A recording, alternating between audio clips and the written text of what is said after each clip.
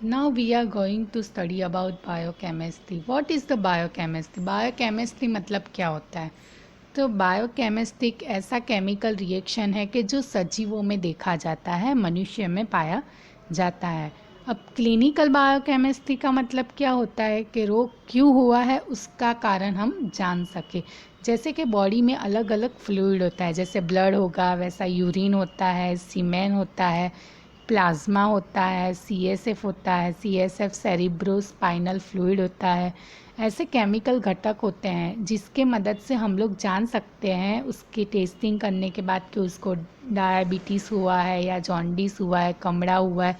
ये सारी चीज़ें हम उसके बारे में जान सकते हैं। अब क्लिनिकल बायोकेमिस्ट्री दो तरीके से हम परफॉर्म कर सकते हैं। पहला है एंड पॉइंट रिएक्शन मेथड और दूसरा है kinetic determination method. And point reaction method उसका मतलब क्या होता है? तो इसमें ऐसा होता है कि जो हमारा सैंपल आता है वो सैंपल को हमारे सैंपल में हम कोई एक चौक्कस घटक के बारे में पढ़ेंगे। मतलब कि जैसे कि हमारे पास यूरिन आया तो यूरिन में हमको प्रोटीन ढूंढना है, या तो फिर प्रोटीन है कि नहीं वो देखना है, या तो कीटोन बॉडी देखना है, या तो फिर हमको देखना है कि उसके अंदर ग्लूकोज की कितनी मात्रा है। तो वही कि जो हमारे सैंपल में एक घटक है उसको हम एक से ज़्यादा रिएजेंट के साथ प्रक्रिया करवाते हैं। रिएजेंट मतलब कि जो हमारे घटक के साथ बाइंड होगा और उसका कुछ रिजल्ट देगा। तो एक से ज़्यादा रिएजेंट जब उसको यूज़ करने में आता है तो लास्ट में जो कलर उत्पन्न होता है उसका हम लोग ओडी चेक करते हैं। ओडी मतलब ऑप्टिकल डेंसिटी, उसको हम बोलते हैं रिजल्ट। तो उसका ओडी चेक किया जाता है, मतलब कि सैंपल आया, सैंपल को हमने रिएजेंट के साथ मिक्स किया, फिर उसके बाद रिएजेंट के बाद मिक्स करने के बाद एक चौक्कस कलर प्रोड्यूस करेगा, उसकी हम लोग ओडी चेक करेंगे। अभी वही ओडी जो हम लोग चेक करते हैं उसका एकम कौन सा होता है? उसका एकम नैनोमीटर में होता है। तो उसका एक फॉर्मूला है, test is equal to OD of test divided by OD of standard multiply by concentration of standard. OD of test मतलब कि जो हमने टेस्ट की उसकी जो वैल्यू आई वो। OD of standard, OD of standard मतलब कि जो ऑप्टिकल डेंसिटी स्टैंडर्ड। स्टैंडर्ड एक ऐसा प्रक्रिया होता है कि जो हम अपने सैंपल के पहले उसको रन करते हैं कि जिससे हम जान सके कि हम जो रिएजेंट यूज़ कर रहे हैं, हम जो इंस्ट्रूमेंट यूज़ कर रहे हैं वो सही है कि नहीं। रिएजेंट के स्टैंडर्ड से हम अपने टेस्ट के ओडी को कंपेयर करते हैं। और कंसंट्रेशन ऑफ स्टैंडर्ड कि हमने कितने मात्रा में स्टैंडर्ड को यूज़ किया है। अब एंड पॉइंट रिएक्शन है उसके भी दो भाग है, एक है मोनो स्टेप मेथड और दूसरा है मल्टी स्टेप मेथड। मोनो मतलब एक स्टेप मेथड, मल्टी मतलब बहुत सारे स्टेप में हुआ मेथड। मोनो स्टेप मेथड में क्या होता है कि सिर्फ एक ही रिएजेंट को हम लोग मिक्स करते हैं, इसको बोला जाता है मोनो स्टेप मेथड। मोनो मतलब एक ही रिएजेंट के साथ प्रक्रिया होगी। उसके एग्जाम्पल है ग्लूकोज टेस्ट, जो ग्लूकोज टेस्ट हम लोग करते हैं वो। और मल्टी स्टेप मेथड में क्या होगा, एक से ज़्यादा रिएजेंट का उपयोग किया जाता है, इसलिए उसको मल्टी स्टेप मेथड बोला जाता है। अभी इसकी पद्धति में ऐसा है कि हमको टोटल 3 टेस्ट ट्यूब लेनी है। एक टेस्ट ट्यूब के ऊपर हमको मार्क करना है ब्लैंक, दूसरे टेस्ट ट्यूब के ऊपर हमको मार्क करना है स्टैंडर्ड और तीसरे के ऊपर मार्क करना है टेस्ट। अब जो हमारा ब्लैंक है, ब्लैंक मतलब कि उसके अंदर सैंपल नहीं होता, सिर्फ रिएजेंट ही होता है।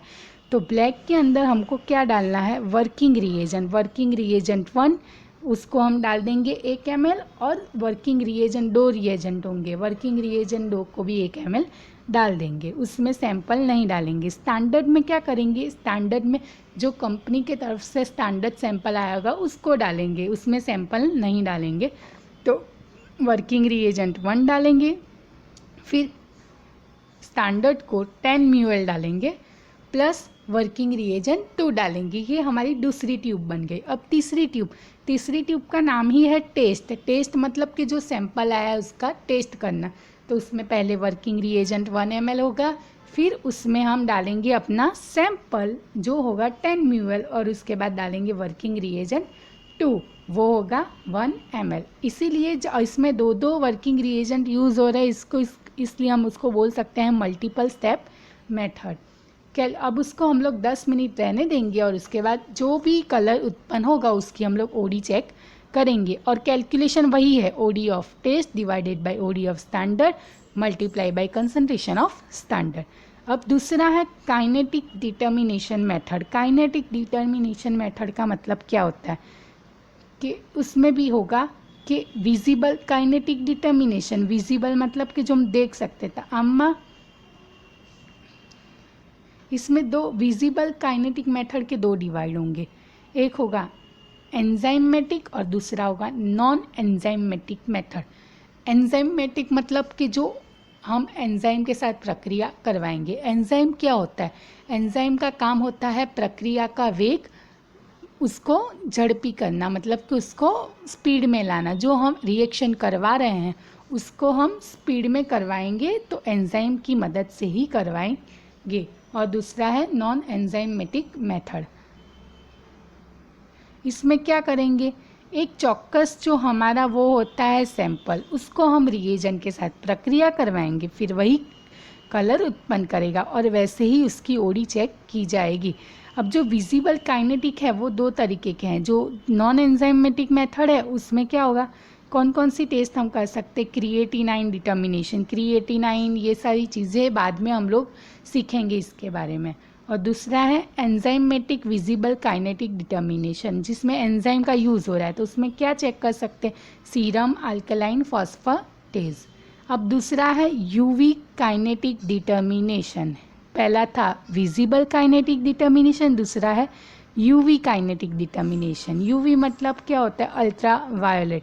इस डिटर्मिनेशन में विजिबल काइनेटिक डिटर्मिनेशन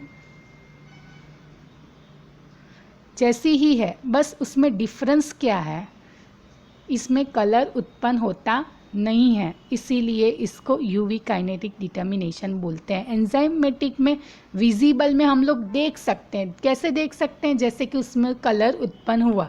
यूवी में हम देख नहीं सकते, इसीलिए विजिबल नहीं है, क्योंकि वो कलर उत्पन्न करता नहीं है। इसका एग्जाम्पल है सीरम लैक्टेट डिहाइड्रोजिनेज। अब क्या करना है, जो भी पेशेंट है उसको पहले बराबर आइडेंटिफाई कर लेना है। फिर जो भी चीज़ें हमको चाहिए कि मुझे टेस्टिंग के लिए ये चीज़ें चाहिए, तो वो सारी चीज़ें आपको जमा कर लेनी है और सारी चीज़ों को लेबल कर देना है। फिर जो भी हमारा वर्किंग रिएजेंट है उसका टेम्परेचर देख लेना है कि वो सही टेम्परेचर में है कि नहीं। फिर जो ओडी चेक करते हैं, ओडी किस में चेक होगा, एक मशीन का नाम आता है, उसको बोलते हैं कलरीमीटर। कलरीमीटर में वो ओडी चेक की जाती है, कौन से नैनोमीटर पे, 340 नैनोमीटर पे। और अगर यूवी काइनेटिक मेथड से करना है तो 37 डिग्री टेम्परेचर उसको सेट करना पड़ेगा। अब एक टेस्ट ट्यूब है, उसमें हमने लेबल किया है, उसमें 1 ml क्या डालना है, वर्किंग रिएजेंट। और टेस्ट ट्यूब में 50 ml सैंपल जो आता है उसको भी लेना है। अब उसको बराबर मिक्स कर देना है, थोड़े टाइम के बाद उसकी ओडी चेक करना है। और उसके बाद फिर से 1 मिनट बाद फिर से उसकी ओडी चेक करना है, उसको नाम देना है A1। फिर उसके बाद फिर से 1 मिनट के बाद फिर से चेक करना है, उसको नाम देना है A2। और फिर से 1 मिनट रहने के बाद फिर से ओडी चेक करना है, उसको नाम देना है A3। और ये तीन की कैलकुलेशन करनी है, उसको बोलेंगे kinetic determination, UV kinetic determination. और उसका कैलकुलेशन होगा कि A1 plus A2 plus A3 divided by 3, जो एवरेज आता है वो उसका रिज़ल्ट में हम लिखेंगे।